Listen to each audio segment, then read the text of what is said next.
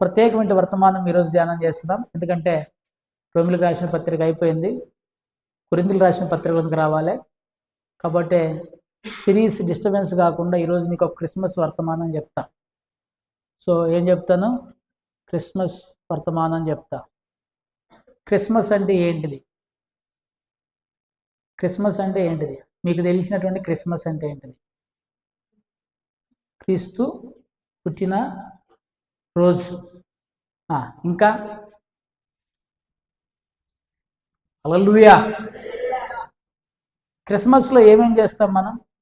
ఇంతకుముందు కూడా చెప్పాం, మధ్యలో చాలా చోట్ల వాక్యాన్ని పిలిచినప్పుడు కూడా ఇదే వర్తమానం చెప్తాను. క్రైస్తవులకైతే ఈ వర్తమానం చెప్తాను నేను, బయట వాళ్ళకైతే ఇంకో వర్తమానం చెప్తాను క్రిస్మస్ గురించి. క్రిస్మస్లో మనం ఏమేం చేస్తాం అసలుకి? అరే మీరు ఏం చేశారు? ఈ 4 రోజులు పెట్టి ఏం చేశారు చెప్పండి నాకు. ఈ వారం రోజులు ఇంకా 3 రోజులు ఉంది, ఇంకా ఈ 3 రోజుల్లో ఏం చేస్తారో చెప్పండి. అప్పాలు చేస్తారు ఒకటి,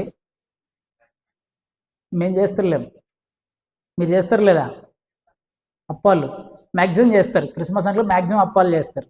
నెంబర్ 1. నెంబర్ 2 బట్టలు కొంటాము, మంచిది, సంతోషం. నెంబర్ 3 మీరు చేసే పనులు. నెంబర్ 3 మేమేం చేస్తలేమయ్యా బాబు, మాకు అసలు పండగ లేదంటారా? పండగ చేస్తలేరా మీరు? నాకు తెలిసినంత వరకు ఈ సంవత్సరంలో ఏ వస్తువు ఎక్కడుందో తెలియదు. జనవరి నుంచి డిసెంబర్ వరకు ఏ వస్తువు ఎక్కడుందో తెలియదు. ఇప్పుడు తీస్తారు అనమాట, మొత్తాన్ని తీస్తారు. మొత్తం తీసి శుభ్రంగా కడిగి తుడిసి, అట్లీస్ట్ క్రిస్మస్ సందర్భంగా అన్నా సరే ఇల్లు కొంచెం శుభ్రం అవుతుంది. దేవునికి స్తోత్రం, హల్లెలూయా. అన్ని దులిపేస్తుంటారు. దులపలేదా? ఖచ్చితంగా దులుపుతాం. అప్పుడు అరే ఇది ఇక్కడ ఉందా అని అర్థమవుతుంది. అప్పుడు మర్చిపోతాం అనమాట, వస్తువులు కూడా మర్చిపోతాం. ఇల్లు శుభ్రం చేస్తాం. ఇంకా పెయింట్లు ఇంట్లో ఇంకా కొంచెం డబ్బులు ఉంటే లైటింగ్ గీటింగ్. తప్పంటలే, నేను చేసుకోవచ్చు, తప్పంటలే. క్రైస్తవులమైన మనము క్రిస్మస్ని ఎలా సెలబ్రేట్ చేయాలి? అసలు క్రిస్మస్ అంటే ఏంటిది? క్రైస్తవులకు సంబంధించి, అన్యులకు సంబంధించి కాదు, క్రైస్తవులకు సంబంధించి క్రిస్మస్ అంటే ఏంటిది? మనందరికీ తెలుసు, యాజ్ యూజువల్గా క్రిస్మస్ అనేటువంటి మాటకి అర్థము యాక్చువల్గా అయితే యేసుక్రీస్తు ప్రభువారి పుట్టిన రోజు. అదేవిధంగా క్రైస్ట్ మాస్ అంటారు ఇంగ్లీష్లో. అంటే లేదు, యేసుక్రీస్తు ప్రభువారు పుట్టిన రోజు అంటే యేసుక్రీస్తు ప్రభువారు శరీరముతో ఈ భూమి మీదకి వచ్చిన రోజు. అందుకే యేసు అనేటువంటి మాటకు అర్థము రక్షకుడు. అదేవిధంగా క్రీస్తు అనే మాటకు అర్థము అభిషిక్తుడు. ఏంటిది? క్రీస్తు అనే మాటకు అర్థము అభిషిక్తుడు, యేసు అనే మాటకు అర్థము రక్షకుడు.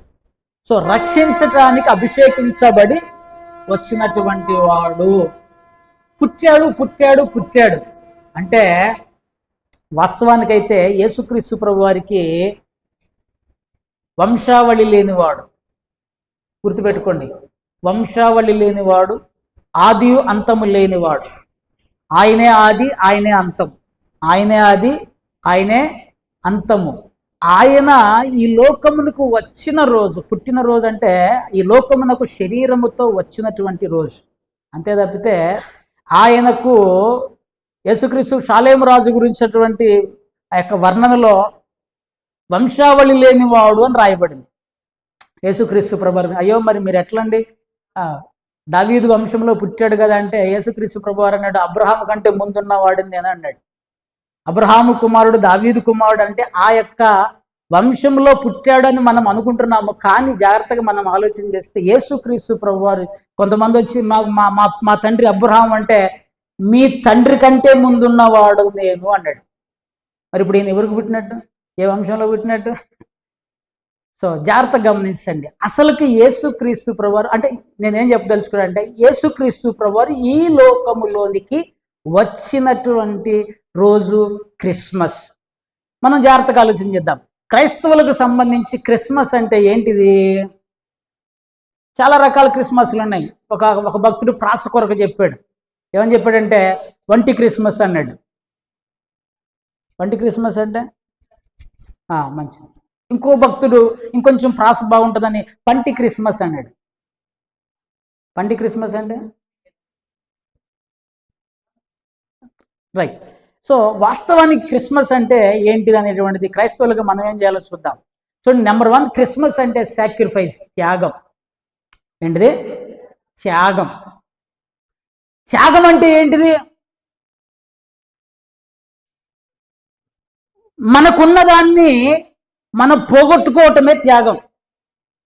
ఏంటిది? మనకున్నటువంటి దాన్ని మనం పోగొట్టుకోవటము త్యాగం. ఆల్రెడీ కొంతమంది పోయేస్తున్నారు ఎక్కడికో, ఏడే ఉండండి. చూడండి, ఎవరు త్యాగం చేశారు? త్యాగం, ఫర్ ఎగ్జాంపుల్, నా దగ్గర రూపాయి కూడా లేదండి, నేను త్యాగం చేసినట్టు కుదురుతుందా? నేను 1,00,000 రూపాయలు ఒక ఉదాహరణగా ఇచ్చేసేందుకో అప్పుడు ఏమంటారు? ఆయన చాలా త్యాగం చేశాడు, త్యాగమూర్తి అంటారు. డబ్బు గురించే కాదు, స్థితి గురించి. నేను మీకు మంచి ఎగ్జాంపుల్ చెప్తా చూడండి. వాస్తవానికి యేసుక్రీస్తు ప్రభువారు త్యాగము చేసి ఈ లోకమునకు వచ్చాడు అని చెప్పేసి అని బైబిల్ స్పష్టంగా తెలియజేస్తుంది. మీరు గమనించాలి, నేను మొదట చెప్పిన యేసుక్రీస్తు ప్రభువారు వచ్చిన రోజు అని. ఓకే, వచ్చిన రోజు. రాకముందు ఏంటిది ఆయన పరిస్థితి? రాకముందు ఆయన యొక్క స్థితి ఏంటిది? ఆయన యొక్క పొజిషన్ ఏంటిది? ఇది మనం చాలా జాగ్రత్తగా ఆలోచన చేయాలి. యేసుక్రీస్తు ప్రభువారు ఈ లోకమునకు రాకముందు ఎలా ఉన్నాడు? ఎందుకు వచ్చాడు? అసలు రావాల్సిన అవసరం ఏమొచ్చింది అని మనం ఆలోచన చేస్తే, పిల్లలు రక్త మాంసములలో పాలివారైనందున ఆయన కూడా రక్త మాంసములలో పాలివాడాయనని చెప్పేసి స్పష్టంగా బైబిల్ చెప్తాను. ప్రియమైన బిడ్డలారా, యేసుక్రీస్తు ప్రభు వారి గురించి మనం జాగ్రత్తగా ఆలోచన చేస్తే చాలా మంది చాలా తక్కువగా, హీనంగా మాట్లాడినట్టు ఆయన చాలా తక్కువ వాడు కాదు. మనం జాగ్రత్తగా ఆలోచన చేస్తే యేసుక్రీస్తు ప్రభు వారు ఈ లోకంలోనికి శరీరధారిగా వచ్చాడు. శరీరధారిగా రాకముందు ఇక్కడ ఉన్నటువంటి ప్రతి ఒక్కరికి, నేను ఒక మ్యాక్సిమం ఒక 25 years నుంచి ఇక్కడ ఉన్న ప్రతి ఒక్కరికి తెలుసు. కొంతమందికి 25 సంవత్సరాల క్రితం నుంచి నేను మీకు పరిచయం, నా ముఖం చూసి ఉండొచ్చు. 25 సంవత్సరాల నుంచి జనాలు నా ముఖం చూసి ఉండొచ్చు. అంతకు మాత్రం నేను ఇంతకు ముందు లేనా? మీకు కనపడలేదుగా, మీరు చూడలేదుగా. అంటే మీరు చూడనంత మాత్రాన నేను లేనని కాదు. నేను దగ్గర 46-47 సంవత్సరాలు పెట్టి ఉంటానే ఉన్నా. సో 25 సంవత్సరాల క్రితము మీకు కనపడ్డాను. యేసుక్రీస్తు ప్రభు 2000 సంవత్సరాల క్రితము మనకు కనపడ్డాడు, మనకు ప్రత్యక్షమయ్యాడు. శరీరధారిగా ఆయన ఈ లోకంలోనికి ప్రత్యక్షమయ్యాడు. అంతకుముందు ఆయన నిత్యత్వంలో ఉన్నటువంటి వాడు అని చెప్పేసి బైబిల్ స్పష్టంగా తెలియజేస్తుంది. ఆయన పూర్వపు స్థితిని మనం జాగ్రత్తగా ఆలోచన చేస్తే బైబిల్ ఏమని తెలియజేస్తుందంటే, చూడండి, యోహాను రాసిన మొదటి పత్రిక 1వ అధ్యాయం, యోహాను శుభవార్త, క్షమించండి, యోహాను శుభవార్త 1వ అధ్యాయం 1వ వచనంలోనికి రండి. యోహాను శుభవార్త 1:1. ఆదియందు వాక్యం ఉండెను, వాక్యము దేవుని యొద్ద ఉండెను, వాక్యము దేవుడై ఉండెను అని రాయబడింది. జాగ్రత్తగా వినండి. ఆదియందు అనగా ఎప్పుడు? ఆదియందు అనగా ఎప్పుడు? ఈ సృష్టి లేనప్పుడు. ఆదియందు అనగా ఈ సృష్టిలో ఏ రవ్వంతైనను కలగక మునుపు, ఈ సృష్టిలో ఏది లేనప్పుడు, సమస్తం ఆదియందు ప్రారంభములో మొట్టమొదట ఈ భూమి నిరాకారముగాను శూన్యముగాను ఉన్నప్పుడు ఆదియందు ఆ ఆరంభములో దేవుడు వాక్యమై ఉండెను అని రాయబడింది. వాక్యము అనగా శబ్దము, మాట. ఏంటిది? మాట, శబ్దము. వాక్యము ఆదియందు వాక్యమున్నది, వాక్యము దేవుని యొద్ద ఉన్నది, వాక్యము దేవుడై ఉన్నది. దేవుడు ఏ రూపంలో ఉన్నాడయా? పూర్వము శరీరంలోనికి రాకముందు ఆయన ఏ రూపంలో ఉన్నాడయా అంటే వాక్య రూపములో ఉన్నాడు, వాక్యమై ఉన్నాడు, మాటగా అయి ఉన్నాడు అని చెప్పేసి బైబిల్ స్పష్టంగా తెలియచేస్తున్నది. కిందకి మనం చదివితే, ఆయన లేకుండా సమస్తము ఆయన మూలముగా కలిగిన రాయబడి చూడండి. ఉండెను, సమస్తమును ఆయన మూలముగా కలిగెను, కలిగి ఉన్నదేది ఆయన లేకుండా కలగలేదు. ఎవరు లేకుండా? యేసుక్రీస్తు ప్రభువారు లేకుండా, యేసుక్రీస్తు ప్రభువారి ప్రమేయంలో, యేసుక్రీస్తు ఆయన మూలముగా. ఇప్పుడు మనం బయటకు పోయి సమస్తాన్ని చూస్తుంటాం, బా ఇది బాగుంది, అది బాగుంది, అది బాగుంది, అది బాగుంది, హిమాలయాలకు పోతే ఇంకా అద్భుతంగా ఉంది, ఇటు పోతే ఇంకా ఎడారులు ఉన్నాయి, ఈ ప్రపంచము చాలా అద్భుతంగా ఉన్నది. ఇవన్నీ ఎలా కలిగినాయి అనంటే దేవుని యొక్క నోటి మాట వలన, ఆయన మూలముగా సమస్తము కలిగెను, ఆయన దేవుడై ఉండెను అని రాయబడింది. ఇంకొక మాట నేను మీకు చూపిస్తా. యెషయా గ్రంథము 6వ అధ్యాయము 3వ వచనం మనం చూస్తే, యెషయా భక్తుడు పరవశుడై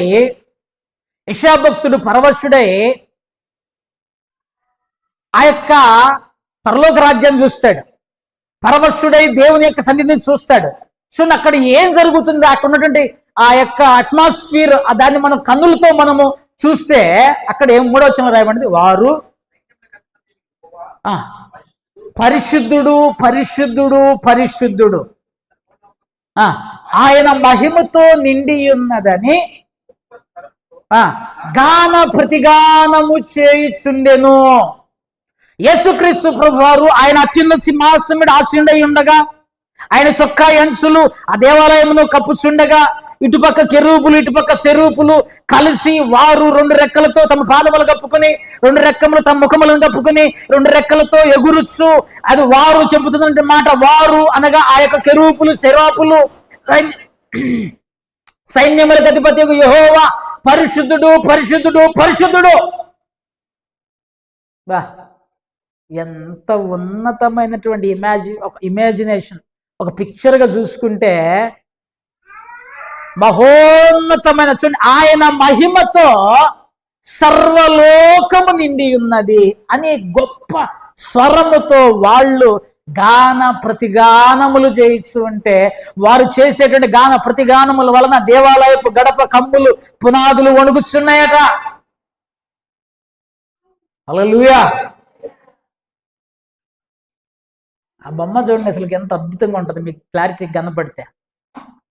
ఇటుపక్క కెరూబులు ఇటుపక్క శరాపులు, సింహాసనం, ఆయన కూర్చుంటే దేవదూతులు ఆరాధన చేస్తుంటే.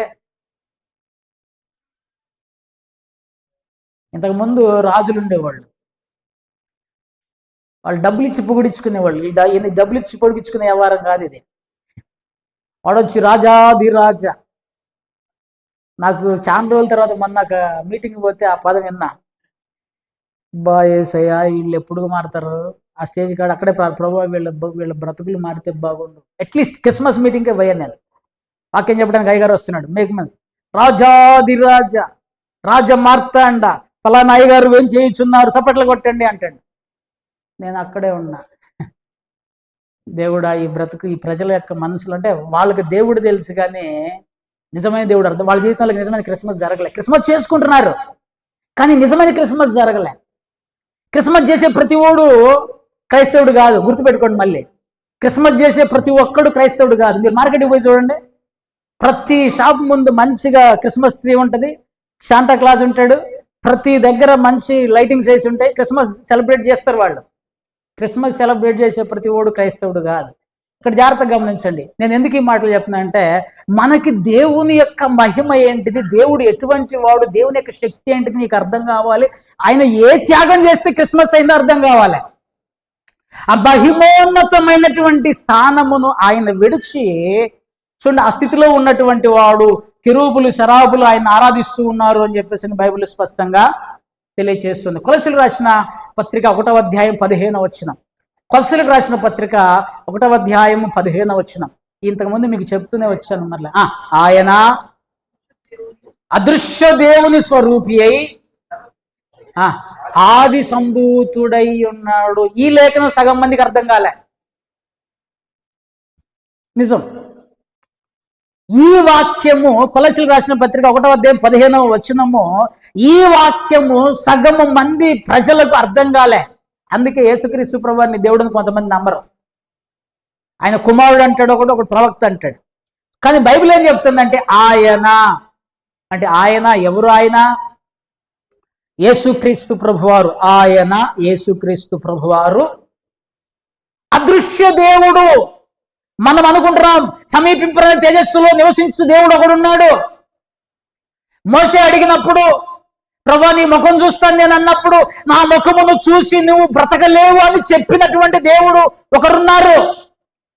ఆ యొక్క సినాయి పర్వతం యొక్క అంచు కూడా ముట్టుకోవడానికి వీల్లేదు, ముట్టుకుంటే చచ్చిపోతారని ఆ మహిమను ఆ ఉన్నతమైన మహిమలో ఉన్నటువంటి దేవుడు ఒక వ్యక్తి ఉన్నాడు. ఆ కనపడనటువంటి దేవుని యొక్క కనబడేటువంటి రూపమే యేసుక్రీస్తు ప్రభువారై ఉన్నాడు. హల్లెలూయా.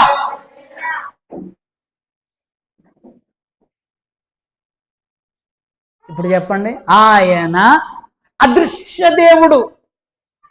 ఇప్పటికీ రావాలి రావాలి రావాలని సగం మంది యూదులు చూస్తాడంటే అదృశ్య దేవుని యొక్క రూపం ఏదైతే ఉన్నదో ఆయన స్వరూపి, ఆ స్వరూపము అందుకే యేసుక్రీస్తు ప్రభువారు ఉన్నాడంటే ఫిలిప్ వచ్చి అయ్యా తండ్రిని మాకు కనపరచు అంటే, ఇంకా నీకు అర్థం కాలేదా? ఇన్ని సంవత్సరాలు నాతో ఉన్నావు, ఇంకా నీకు అర్థం కావట్లేదా? నేనే ఆయనను. హల్లెలూయా. నేనే ఆయనను, నన్ను చూసిన వాడు తండ్రిని చూసినట్లే అన్నాడు. సర్వ సృష్టికి ఆది సంభూతుడై ఈ ప్రపంచం మొత్తానికి ఆయనే ఆధారమై ఉన్నాడు అని చెప్పేసి బైబిల్ తెలియచేస్తూ ఉన్నది. హల్లెలూయా.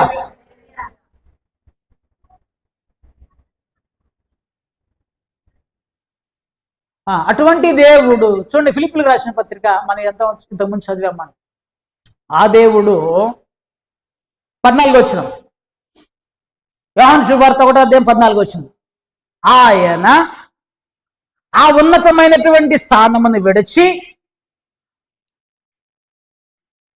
ఆ వాక్యము, ఏ వాక్యము? ఇప్పటి వరకు మనం మాట్లాడుకున్నాం చూడండి, స్తుతించబడుతూ పరిశుద్ధుడు పరిశుద్ధుడు పరిశుద్ధుడు అని నిత్యము ఆరాధనలు అందుకున్నటువంటి ఆ వాక్యము శరీరధారి అయి కృపా సత్య సంపూర్ణుడుగా మన మధ్య శరీరమును ధరించుకొని లోకములోనికి వచ్చెను. జాగ్రత్తగా శరీరము ధరించుకొని ఆ వాక్యము, ఆ మహిమలో ఉన్నటువంటి వాక్యము, సమీపించలేని తేజస్సులో నివసించే వాక్యము, నిత్యము పరిశుద్ధుడు పరిశుద్ధుడు పరిశుద్ధుడని పొగడబడుతున్నటువంటి ఆ వాక్యము శరీరమును ధరించుకుని మన మధ్యలోనికి వచ్చెను అని చెప్పేసి స్పష్టంగా బైబిల్ తెలియచేస్తూ ఉన్నది. ప్రియని బిడ్డలారా, ఎక్కడికి వచ్చాడు? భూమి మీదకి వచ్చాడు. ఎక్కడ పరుండబెట్టాడు? ఎక్కడ పడుకోబెట్టారు? మీకు ఒక చిన్న, ఈ 2 బొమ్మలకి తేడా చూడండి. ఆ పైన ఉన్నటువంటి బొమ్మ ఎటువంటిది? ఘనమైనటువంటి, అసలు ఈ భూమి మీద ఎవరికి అది దొరకదు, దక్కదు, ఇంపాసిబుల్. నేను గొప్పగా మీరు అందరూ కలిసి నాకు పాలాభిషేకం చేసి ఇంకో అభిషేకం చేసినా కూడా ఆ స్థితి రాదు. కొంతమంది చేయించుకుంటున్నారు అనుకోండి, అది వేరే విషయం, మీరు ఎవరు చేయమాకండి. ఆ స్థితి దేవునిది. అది ఆ స్థానము నుంచి ఎక్కడికి వచ్చాడు? పశువుల పాకలోనికి వచ్చాడు. ఇది త్యాగం అంటే. త్యాగం అంటే ఏంటిది? క్రిస్మస్లో త్యాగం అంటే ఏంటిదంటే, నాకున్నటువంటి సామర్థ్యాలను, నాకున్నటువంటి ఎబిలిటీస్ని, నాకున్నటువంటి సౌకర్యాలని, నాకున్నటువంటి సమస్తాన్ని, నాకు కలిగినటువంటి అన్ని రకాల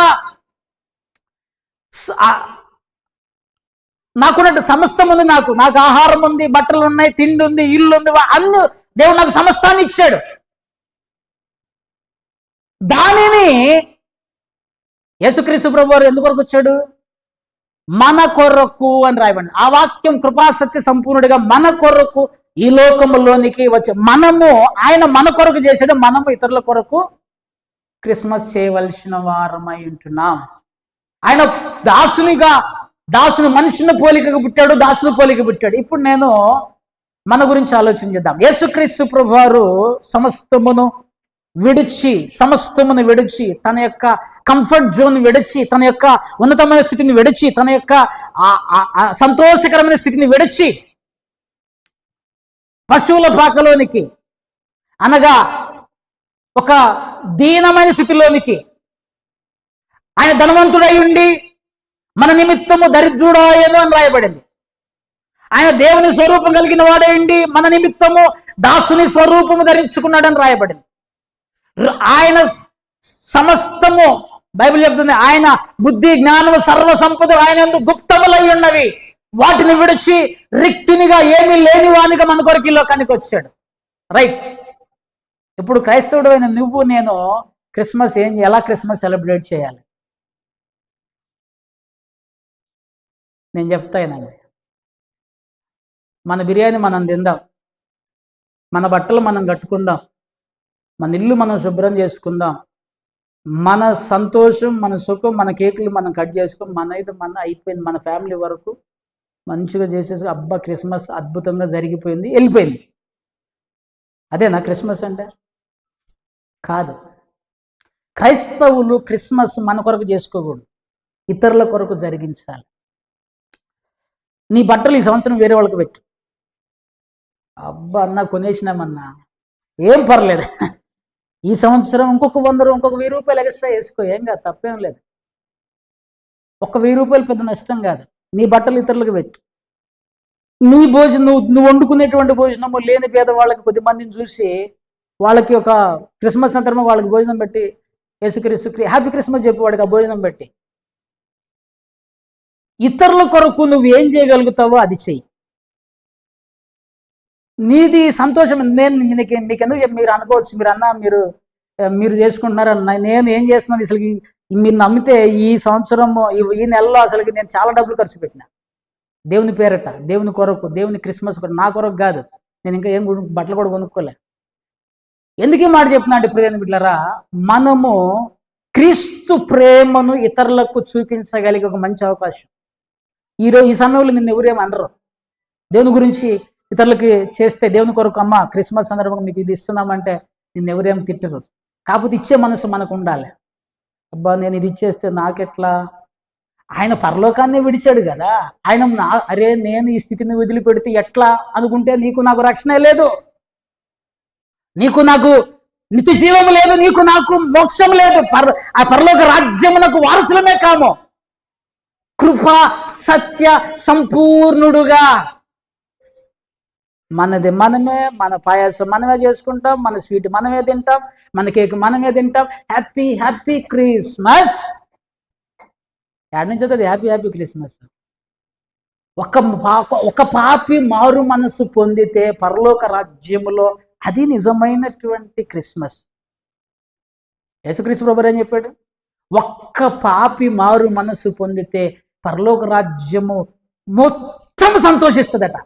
సో దాని కొరకు మనము ఆలోచన చేయవలసిన వారమై ఉంటున్నాం. సో మనము దేవుని కొరకు, దేవుని యొక్క ప్రేమను, ఆ ప్రేమ ఆయన్ని ఒత్తిడి చేసింది. నా పిల్లలు నశించిపోతున్నారు, నా పిల్లలు పాడైపోతున్నారు, నా పిల్లలు నరకంలోనికి పోతున్నారని చెప్పేసి అక్కడ అదే నాకు ఈ స్థితి ఉంటే ఏంటి, లేకపోతే ఏంటి, ఇది నాకు కాదు, నేను పోయి నా పిల్లలను రక్షిస్తాను కిందకు వచ్చి యేసుక్రీస్తు ప్రభువారు మన కొరకు తన ప్రాణమును అర్పించడానికి ఈ లోకమునకు వచ్చాడు. ఆయన వచ్చినటువంటి సందర్భము ప్రజలకు తెలియకపోతే ఇక ఆయన వచ్చి కూడా ప్రయోజనం లేదు. చూడండి, ఆయన పశువుల తొట్టిలో పరుండబెట్టబడ్డాడు. నేను మీకు కొంచెం ఎగ్జాంపుల్ చెప్తా. చూడండి ఎంత వేరియేషన్ ఉంటుంది. పరలోక రాజ్యానికి పశువుల తొట్టికి ఎంత వేరియేషన్ ఉంటుంది. ఆలోచన చేయవలసిన వారం ఏంటో, ఎంత దిగి వచ్చాడు మనం ఆలోచన చేయాలి. రెండవ మనిషి మరియమ్మ గారు. చూడండి, యేసుక్రీస్తు ప్రభు వారి తల్లి అయిన మరియమ్మ దగ్గరికి ఒక దేవదూత వచ్చింది. చూడండి, దావీదు లూకా శుభవార్త 1వ అధ్యాయం 27వ వచనం. లూకా శుభవార్త 1వ అధ్యాయము 27వ వచనం. దావీదు వంశస్థుడైన యోసేపును ఒక పురుషునికి ప్రధానము చేయబడిన కన్యక యొద్దకు దేవుని చేత పంపబడెను. ఆ కన్యక పేరు మరియా. మరియమ్మ గారు ఉన్నారు. రైట్. ఏంటిది? అప్పటికి ఎంగేజ్మెంట్ అయింది. జాగ్రత్తగా గమనించండి. ఎంగేజ్మెంట్ అయింది. ఎంగేజ్మెంట్ అయిన వాళ్ళు ఎట్లుంటారు? ఏమన్నా మాకు పెళ్ళి కూడా చాలా రోజులు అయిపోతుంది, ఇంకా ఎంగేజ్మెంట్ గురించి మాకేం తెలుస్తుంది అంటారా? మాకు అసలు ఎంగేజ్మెంట్ లేడు ఉన్నాయన్నా, అదిగో ఈయన తీసుకుపోయారు ఈడని అన్నట్టు తాళి కట్టిన తర్వాత ముఖం చూసామంటారా ఏంది? చాలామంది అట్లాగే పెద్దోళ్ళు ఆ రోజుల్లో పెద్దోళ్ళు ఇది కట్టన్నారు, కట్టేశారు అంతే. ఎంగేజ్మెంట్ అయిన తర్వాత ఎట్లుంటారు, ఊహల్లో ఉంటారు అనమాట.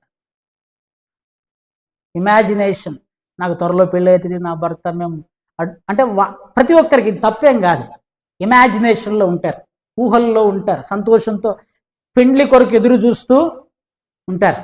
ఈమె కూడా అదే పరిస్థితిలో ఉన్నది, సంతోషంగా ఉంది, ప్రార్థన చేసుకుంటే టక్కున దేవదూత ప్రత్యక్షమైంది, దయాప్రాప్తురాల మొదలుపెట్టింది. ఇక పదం మాత్రము అద్భుతంగా ఉంటుంది, దయాప్రాప్తురాల నీకు శుభము. శుభమా?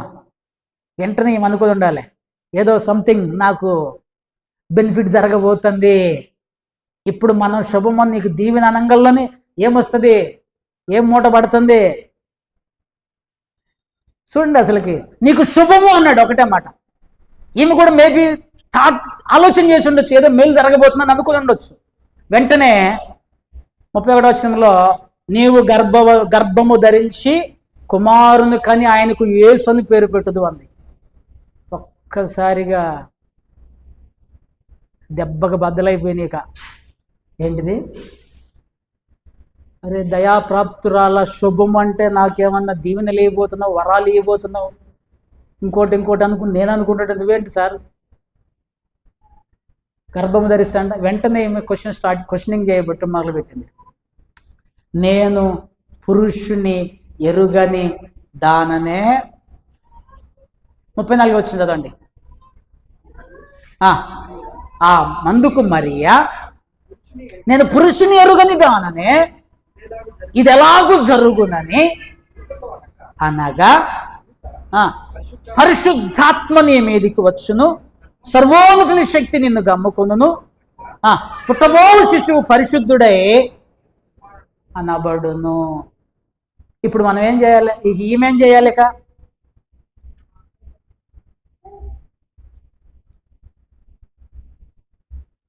నాలంటుడైతే, సార్ మా అమ్మ మా నాయన అడిగి వస్తా, నాకు ఎంగేజ్మెంట్ అయింది సార్,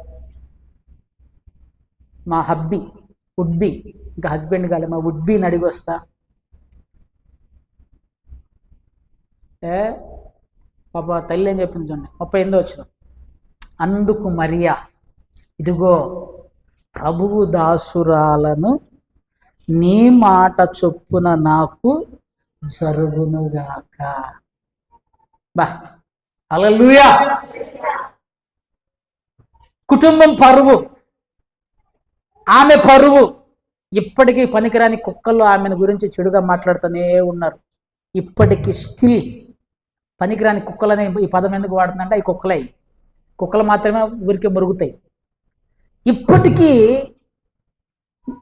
సోషల్ మీడియాలో కొన్ని పనికిరాని తెలివి తక్కువ మూర్ఖపు కుక్కలు మరియమ్మ గారి గురించి ఈ అవమానము, ఆమె ఆ రోజు త్యాగం ఈ అవమానాన్ని భరించడానికి సిద్ధపడింది, వాళ్ళ తల్లిదండ్రులు ఏమంటారో ఆలోచన చేయలే. నా క్యారెక్టర్ ఏమవుతుంది, కన్యక, ఇప్పుడు నేను గర్భము ధరించానంటే నా క్యారెక్టర్ గురించి ఏమనుకుంటారు, ఇంతటి అవమానం నా జీవితం అంతా మొయ్యాల, నేను లోక రక్షకుడు ఈ భూమి మీదకి రావడానికి నువ్వు త్యాగం చేయాల్సిందే. ప్రభువు దాసురాలను, నేను ప్రభువు దాసురాలనే, ఆయన చిత్త ప్రకారం నాకు జరుగునుగాక. ఈ లోక సంబంధమైన అవమానం ఎదురవని ఇంట్లో.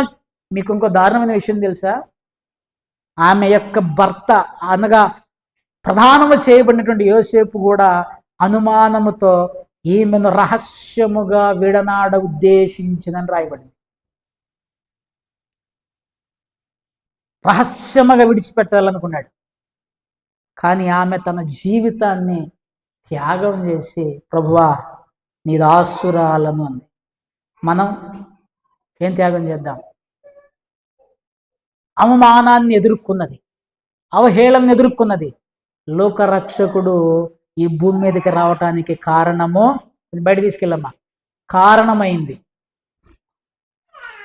నువ్వు నేను ప్రభువు కొరకు అవమానం ఎదుర్కొన్నా, ప్రభు కొరకు నిందలు ఎదుర్కొన్నా, ప్రభువుని ముందుకు యేసుక్రీస్తు ప్రభు వారి ప్రేమను ముందుకు తీసుకొని వెళ్ళవలసినటువంటి వారమైంది. అదే క్రిస్మస్. త్యాగము చేయవలసిన వారమై ఉంటున్నాం. ఒక చెడ్డ మాట అంటారన్నా, అన్నా మంచిదే. యేసు గురించి మనం ఇతరులకు తెలియచేయవలసిన వారమై ఉంటున్నాం. సో నెంబర్ 1, క్రిస్మస్ అంటే ఏంటి చెప్పండి? త్యాగం. నెంబర్ 2, మీరు గుర్తుపెట్టుకోండి, ఏం త్యాగం చేస్తారో మీరే డిసైడ్ చేసుకోండి. ఆరాధన, స్తుతి. నెంబర్ 2, ఆరాధన, స్తుతి. చూడండి, లూకా శుభవార్త 2వ అధ్యాయము 14-15 వచనాలు చదవండి.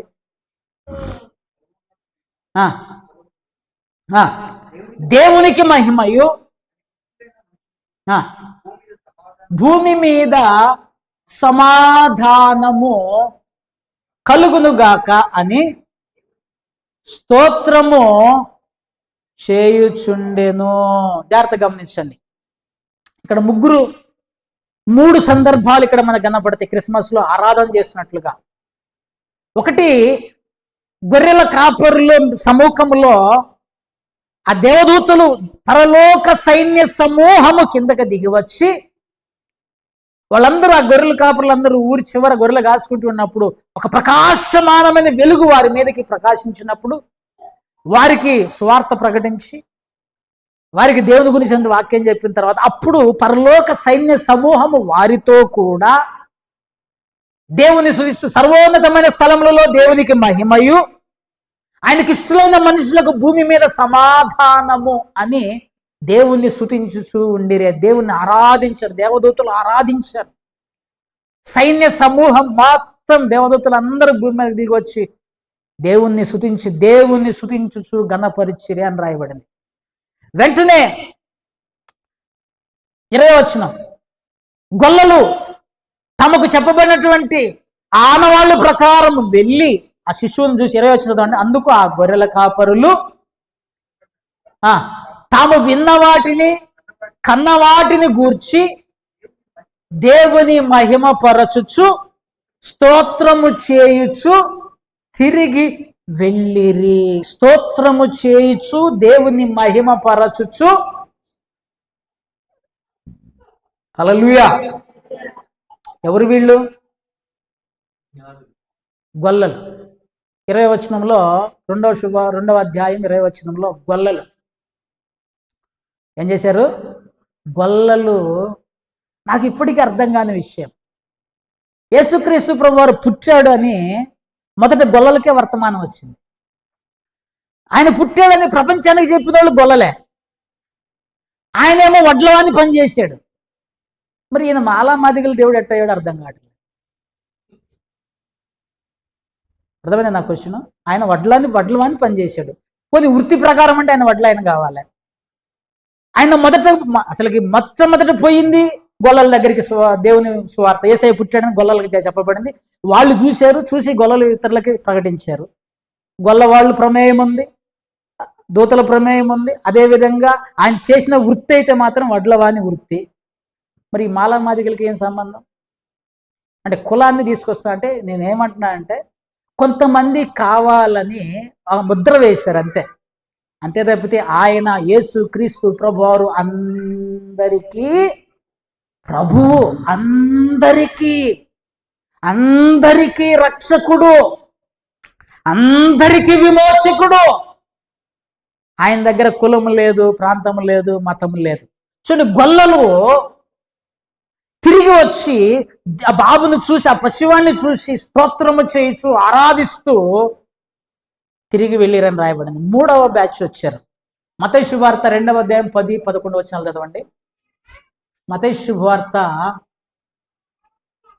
2వ అధ్యాయము 10-11 వచనాలు. వారు చూచి భరితులై ఇంటిలోనికి వచ్చి తల్లి అయిన మరియను ఆ శిశువును చూచి సాగిలపడి ఆయన్ను పూజించి తమ పెట్టెలు విప్పి బంగారమును సాంబ్రాణిని బోళమును కానుకలుగా ఆయనకు సమర్పించి ఆరాధించిరి. ఇక్కడ జాగ్రత్తగా ఉందండి. ఎవరు వీళ్ళు? తూర్పు దేశపు జ్ఞానులు. ఎవరమ్మ వీళ్ళు? జ్ఞానులు, తూర్పు దేశపు జ్ఞానులు. జ్ఞానులు అంటే నేను ఒక రకంగా వీళ్ళని ఏం చెప్తానంటే ఖగోళ శాస్త్రజ్ఞులు అని చెప్తాను. ఖగోళ శాస్త్రజ్ఞులు, మామూలు జ్ఞానులు కాదు. ఖగోళ శాస్త్రం అంటే ఆకాశ నక్షత్రాలను చూసి అసలు నక్షత్రాలు ఇవన్నీ ఎందుకు ఇచ్చాడు? కాలములను సమయములను సూచించుటకు దేవుడు నక్షత్రములను, సూర్యచంద్ర నక్షత్రాలను ఆకాశంలో ఉంచాడు. వీళ్ళు చూశారు, ఏమంటారు దాన్ని, టెలిస్కోప్ పెట్టారు, ఒక నక్షత్రం కనపడింది, అర్థమైంది. అంటే ఆకాశంలో ఒక నక్షత్రం చూసి భూమి మీద ఒక రాజు పుట్టగలడు అని అంచనా వేయగలిగినటువంటి జ్ఞానం కలిగిన వాళ్ళు వీళ్ళు. చిన్నోళ్ళు కాదు, మామూలు ఏదో ఊరికే మనలాంటి ఇదిగో రేఖ ఈ సైజు చూసి ఆ చెయ్యి, ఆ సైజు చూసి ఈ సైజు చూపేవాళ్ళు కాదు వీళ్ళు. అయ్యా రమ్మ చిలక రా, చిలకలతోటి చెప్పేటోళ్ళు కాదు ఇల్లు, చిలక బ్యాచ్ కాదు ఇల్లు, చెట్ల కింద చిలకలోళ్ళు కాదు ఇల్లు. ఆకాశమును అవుపోసన పట్టినటువంటి శాస్త్రజ్ఞులు వీళ్ళు. యూదుల రాజుగా ఒకడు పుడతాడు అని గ్రహించారు, వచ్చారు వీళ్ళు. అందుకని వీళ్ళకి అర్థం కాక రావటం వీళ్ళు ఏం చేశారంటే, యూదుల రాజు ఎక్కడ పుడతాడు? రాజు ఇంట్లోనే పుడతాడు. రాజు ఎక్కడ పుడతాడు? రాజు ఇంట్లోనే పుడతాడు. టక్కున హేరోదు రాజు దగ్గరికి పోయారు. పోయి యూదుల రాజుగా పుట్టినవాడు ఏడి? మేము ఆయన నక్షత్రంను చూచి ఆయన్ని పూజించవచ్చితిమి అన్నాడు. వెంటనే హేరోదు అలర్ట్ అయ్యాడు, కుర్చీ గడగడగడం ఒకటం మొదలుపెట్టింది. యూదుల రాజు పుడతాడా? మా దగ్గర ఇప్పుడు పుట్టలేదురా, రండి రండి రండి రండి వచ్చారు. మొత్తం పెద్దలు పుస్తకాలు తీశారు, గ్రంథాలు తీశారు. ఎక్కడ పుడతాడు? యూదయ దేశపు బెత్లెహేములోనే అన్నారు. దారుణమైన విషయం ఏంటో తెలుసా? యూదయ దేశపు బెత్లెహేములో యూదుల రాజు పుడతాడని శాస్త్రులు, జ్ఞానులు, ఆ యొక్క ఇశ్రాయేలు దేశం పండితులు అందరూ కనుక్కున్నారు, కానీ ఒక్కడు కూడా పోయి చూడలే. ఒక్కడు కూడా పోయి చూడలే. అంటే యేసు గురించి తెలిసినంత మాత్రాన పరలోకం పోం, యేసును అనుసరిస్తే పోతాం. గ్రహించండి. గ్రంథాలు విప్పారు, వీళ్ళకి చెప్పారు యూదయ దేశం బెత్లెహేం అన్నారు. మళ్ళీ రహస్యంగా పిలిచాడు. యేసుక్రీస్తు ప్రభువారు పుట్టటము కొంతమందికి కలవరం. బైబిల్లో అక్కడే రాయబడింది, వారు హేరోదు రాజు మొదలుకొని అందరూ కలవరపడిరి అని రాయబడింది. నాకెందుకో తెలీదు, అన్ని బాగానే ఉంటాయి, యేసు అనంగంలోనే ఎదుటి ముఖంలో రంగులు మారుతాయి. మీరు ఎప్పుడన్నా చూడండి, వాడితో ముచ్చట గంట సేపు ముచ్చట చెప్పండి, నవ్వుతాడు. డాడీ అదన్నా ఏదన్నా ఈ పనికిరాని ముచ్చట్లన్నీ 2 గంటలు చెప్పండి, సంతోషిస్తాడు.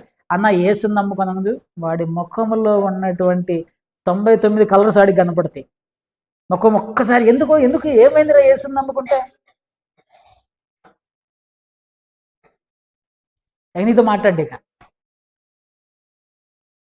ఇట్లరా కలవరము కొంతమందికి. క్రిస్మస్ అంటే కొంతమందికి కలవరమే.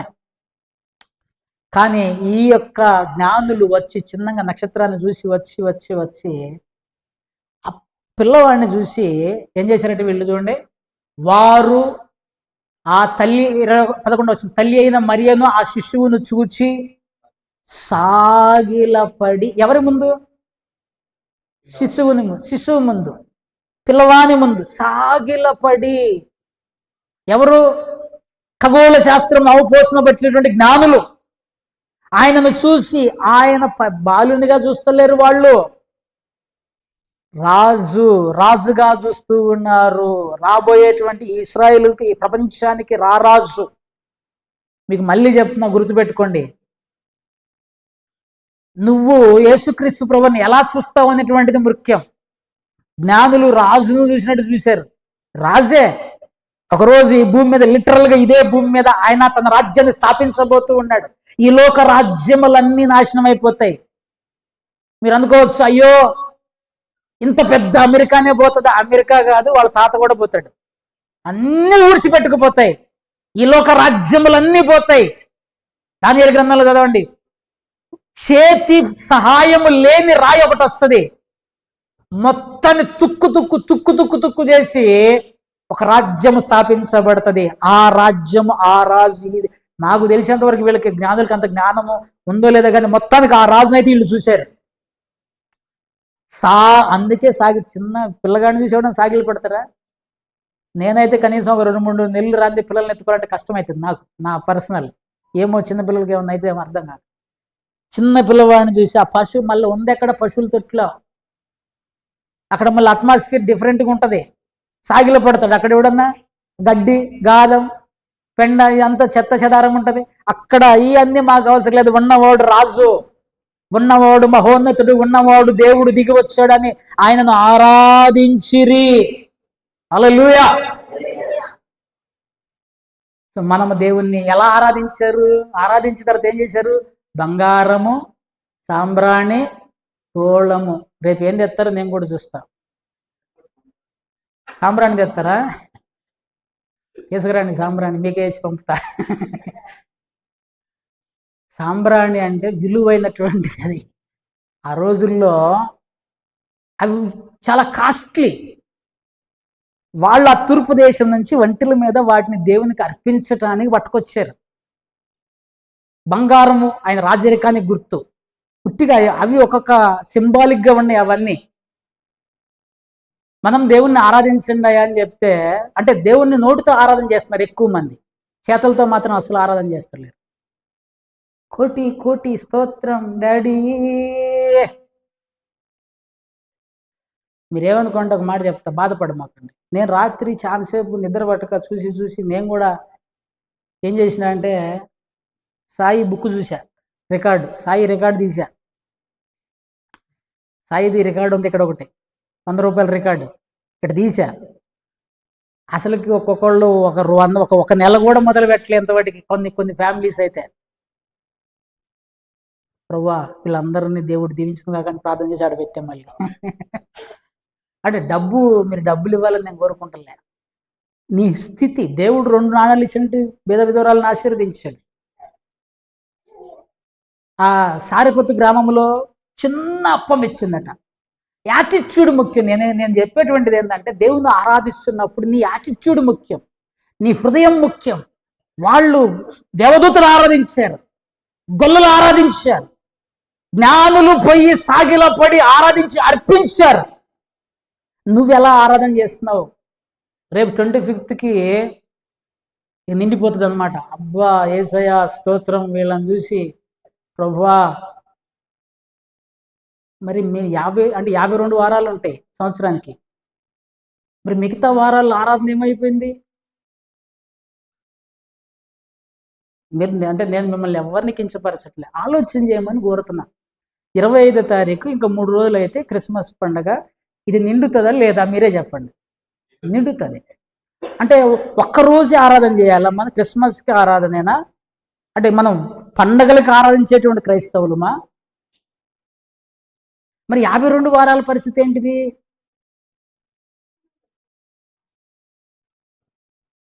ఆరాధించటం, నిత్యము దేవుణ్ణి స్తుతిస్తూ నిత్యం ప్రతి సందర్భంలో ప్రతి సమయంలో క్రిస్మస్ అంటే ఆరాధించడం నిత్యము ప్రతిరోజు చేయాలి. క్రిస్మస్ అర్థమవుతుందా? దేవుణ్ణి ఆరాధించేటువంటి వారముగా ఉండాలి. రెండవది, నేను 3వది చెప్పి ముగిస్తా తొందరగా. చూడండి, 3వది సంతోషము. హల్లెలూయా. రండి, దేవదూత చెప్తుంది చూడండి టకటక. లూకా శుభవార్త 2వ అధ్యాయం 10-11 వచనాలు చదవండి. ఆ దూత, భయపడుకుడి, ఇదిగో ప్రజలందరికీ కలగబోవు మహా సంతోషకరమైన సువర్తమానము నేను మీకు తెలియజేస్తున్నాను. దావీదు పట్టణం మందు నేడు రక్షకుడు మీ కొరకు పుట్టి ఉన్నాడు. మహా సంతోషం దేంతో వస్తుంది మనకి? దేంతో వస్తుంది? ఇల్లు కట్టుకుంటేనా? బట్టలు కొనుక్కుంటేనా, బంగారం కొనుక్కుంటేనా, ఆస్తులు సంపాదిస్తేనా, ఇంకోట దేని వలన సంతోషం కలుగుతుంది మనకి? ఒక్కొక్కరికి ఒక్కొక్క ఆస్పెక్ట్ ఉంది. అందరికి ఒకే బుద్ధి లేదు. బుర్రకో బుద్ధి, జెహోకో ఋషి అన్నారు. ఒకడికి విస్తారంగా పంట పడింది, వాడు ఒక్క దెబ్బకు ఒకటే స్టేట్మెంట్ ఇచ్చాడు, నా ప్రాణమా తినుము తాగుము సుఖించుము అన్నాడు. నీకు సంతోషం దేంతో వస్తుంది? ఒక్కొక్కరికి ఒక్కొక్క దాని మీద ఉంటుంది. ఒక మంచి అద్భుతమైన చీర కొందామనుకో, హ్యాపీ. కొంతమందికి ఇంకోటి. కానీ నేను ఒకటి చెప్తా, గుర్తుపెట్టుకోండి, ఇవన్నీ ఉన్న యేసు లేకపోతే సున్నా. సంతోషము దేని వలన, ఎందుకు సంతోషము, ప్రజలందరికీ ఎందుకు సంతోషం అంటే, అప్పటి వరకు మరణమును గూర్చినటువంటి భయం ఉండేది ప్రతి ఒక్కడికి. చచ్చిపోతే ఏమవుతామో అనేటువంటి భయం ఉండేది. యేసుని నమ్మటం అంటే ఈ లోక సంబంధమైన అంశాల కొరకు కాదు. ఈ లోకంలో దీవెన ఉండొచ్చు, ఉండకపోవచ్చు, కానీ పరలోక రాజ్యం కొరకు యేసుని నమ్మాలి. అందుకే దేవదూత ఏంటిదా సంతోషం అంటే, దావీదు పట్టణమందు నేడు రక్షకుడు మీ కొరకు పుట్టి ఉన్నాడు. ఎవరు పుట్టారు? రక్షకుడు. దేని నుంచి రక్షిస్తాడు? మత్తయి శుభవార్త 1:21. దేని నుంచి రక్షిస్తాడు?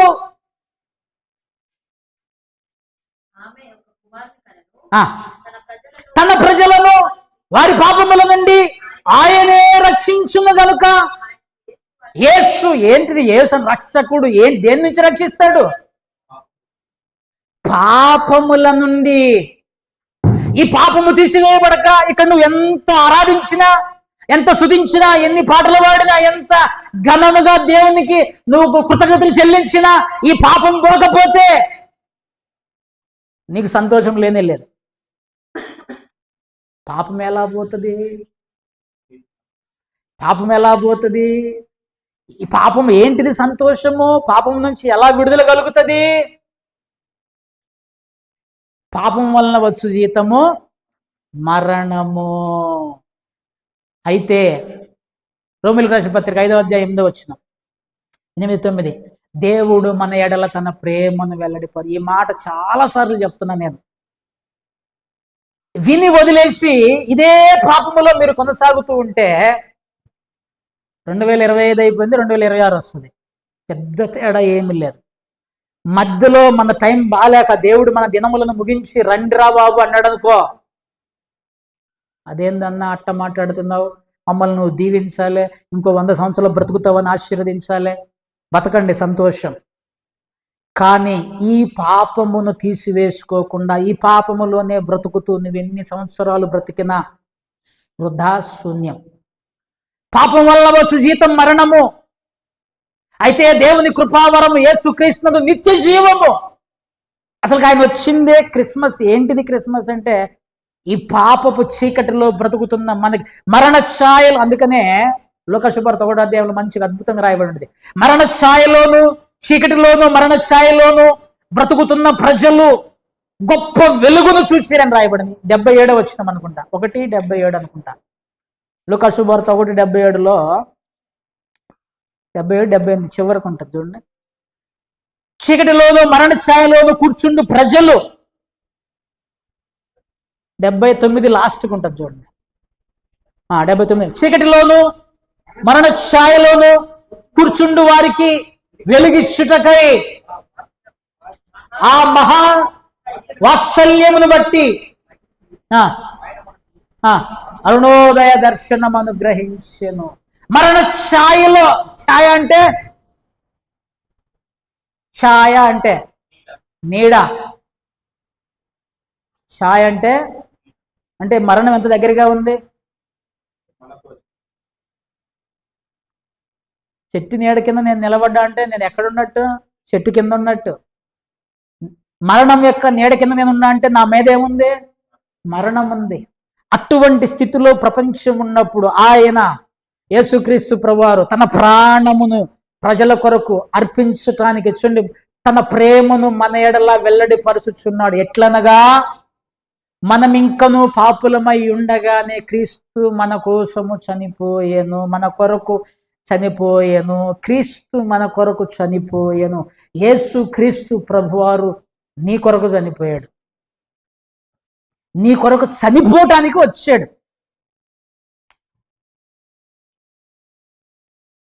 ఎందుకంటే ఆయన చనిపోవటము వలన చూడండి, కాబట్టి ఆయన రక్తము వలన మనము ఇప్పుడు నీతిమంతులముగా తీర్చబడి మరింత నిశ్చయముగా ఆయన ద్వారా ఉగ్రత నుండి రక్షింపబడుదు. మీకు మళ్ళా ఒక మాట చెప్తే, ఇక్కడ కృప కలిగిన దేవుడు, ప్రాణం పెట్టిన దేవుడు, పాపములను క్షమించినటువంటి దేవుడు, ఆ పాపము నుంచి నువ్వు విడుదల పొందక పాపములోనే బ్రతికితే ఉగ్రతను కూడా నీ మీదకు తీసుకురాగలిగిన దేవుడు.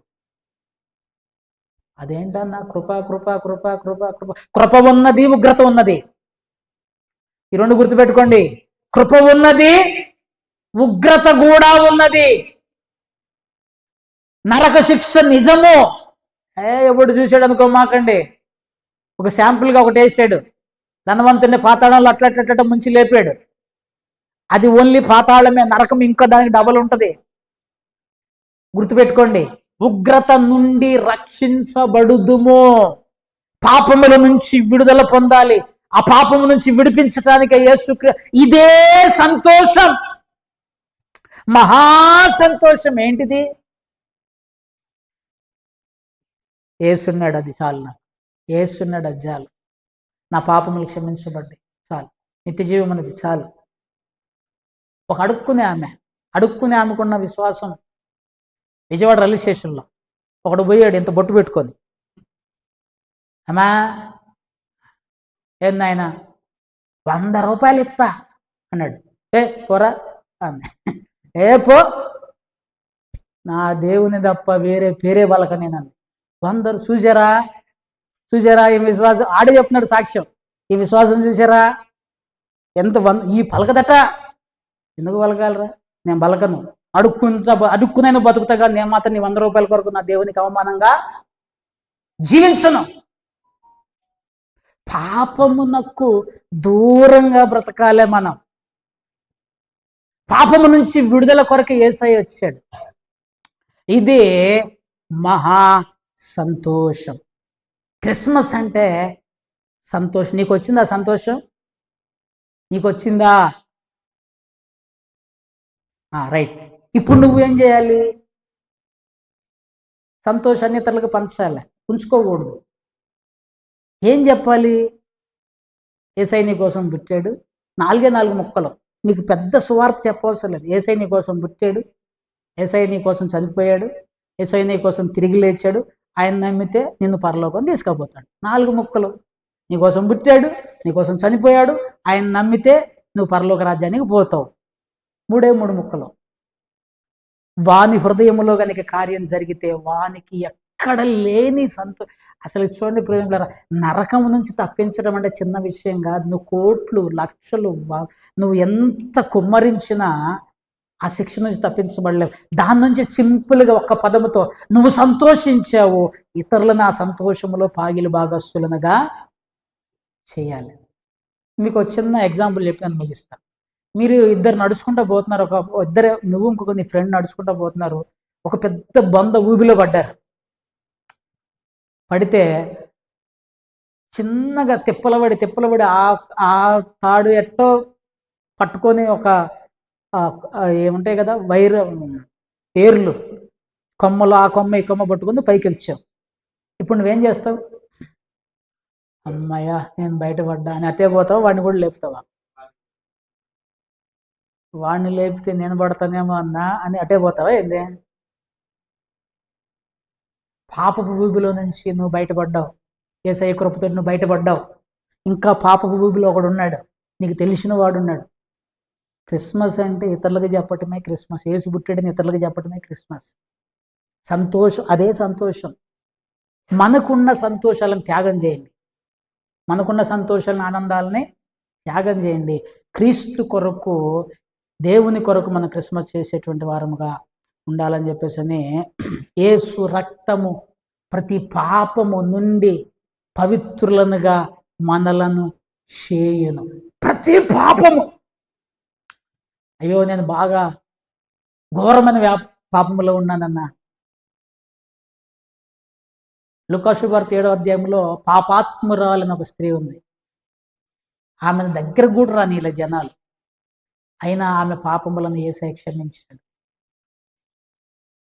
పుట్టి జక్కయ్య ఊరంతా అసలు వెలివేసినట్టు అయిపోయింది, అయినా యేసయ్య వారి దగ్గరికి వెళ్ళి వారి పాపాలు క్షమించాడు. వ్యభిచారంలో పట్టబడిన స్త్రీ, అందరూ రాళ్ళు రువి కొట్టబోతే యేసయ్య ఆమెను క్షమించి ఆమె పాపములోంచి విడుదల కలగచేశాడు.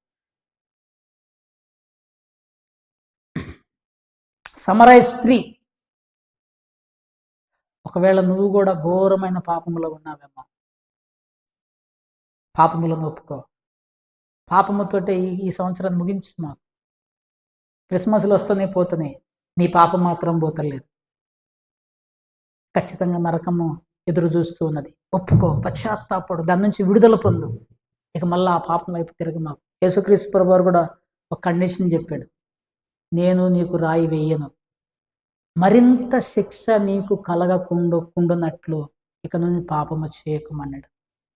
కనుక ప్రియని బిడ్డ, ఆ యేసు రక్తము మనల్ని కడుగులాగున మన పాపములను మనం ఒప్పుకొని, మన పాపములను మనం దేవుని దగ్గర అప్పగించుకొని పశ్చాత్తాపడి రక్షణ పొందుదాం.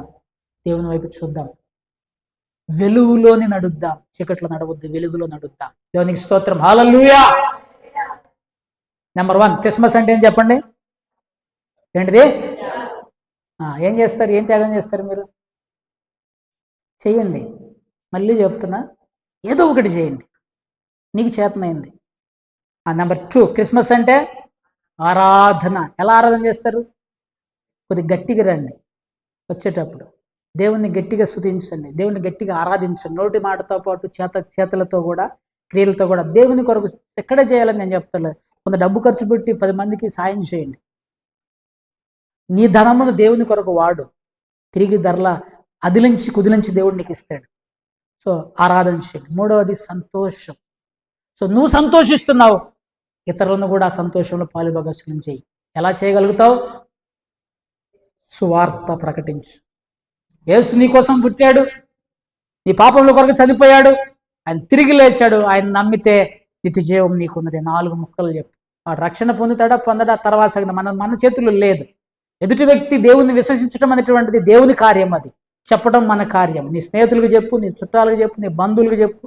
నీకు అవకాశం ఉన్న ప్రతి ఒక్కరికి దేవుని గురించి మాట తెలియచేయి. దేవుడు మిమ్మల్ని దీవించునుగాక. ఆమేన్. తల వంచండి.